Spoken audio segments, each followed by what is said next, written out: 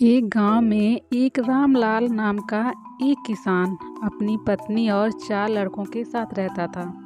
रामलाल खेतों में मेहनत करके अपने परिवार का पेट पालता था, लेकिन उसके चारों लड़के आलसी थे, जो गांव में वैसे ही इधर उधर घूमते रहते थे। एक दिन रामलाल ने अपनी पत्नी से कहा कि अभी तो मैं खेतों में काम कर रहा हूँ, लेकिन मेरे बाद इन लड़कों का क्या होगा? उन्होंने तो कभी मेहनत भी नहीं करी, ये तो कभी खेत में भी नहीं गए। रामलाल की पत्नी ने कहा कि धीरे धीरे ये भी काम करने लगेंगे। समय बीतता गया और रामलाल के लड़के कोई भी काम नहीं करते थे। एक बार रामलाल बहुत बीमार पड़ गया। वह काफ़ी दिनों तक बीमार ही रहा।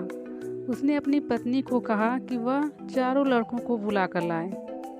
उसकी पत्नी चारों लड़कों को बुला कर लाई। रामलाल ने कहा, लगता है कि मैं अब ज़्यादा दिनों तक जिंदा नहीं रहूँगा। रामलाल को चिंता थी कि उसके जाने के बाद उसके बेटों का क्या होगा, इसलिए उसने कहा, बेटों, मैंने अपने जीवन में जो भी कुछ कमाया है वह खजाने अपने खेत के नीचे दबा रखा है। मेरे बाद तुम उसमें से खजाना निकालकर आपस में बांट लेना। यह बात सुनकर चारों लड़के खुश हो गए। कुछ समय बाद रामलाल की मृत्यु हो गई। रामलाल की मृत्यु के कुछ दिनों बाद उसके लड़के खेत में दबा खजाना निकालने लगे। उन्होंने सुबह से लेकर शाम तक सारा खेत खोद दिया, लेकिन उसमें कोई भी खजाना नजर नहीं आया। लड़के घर आकर अपनी माँ से बोले, माँ, पिताजी ने हमसे झूठ क्यों बोला था? उस खेत में कोई खजाना नहीं मिला। उसकी माँ ने बताया कि तुम्हारे पिताजी ने जीवन में यही घर और खेत ही कमाया है, लेकिन अब तुमने खेत खोद ही दिया है, तो उसमें बीज बो दो।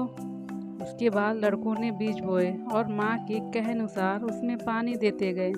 कुछ समय बाद फसल पककर तैयार हो गई, जिसको बेचकर लड़कों को अच्छा मुनाफा हुआ, जिसे लेकर वह अपनी माँ के पास पहुँचे। माँ ने कहा कि तुम्हारी मेहनत ही असली खजाना है, यही तुम्हारे पिताजी तुमको समझाना चाहते थे।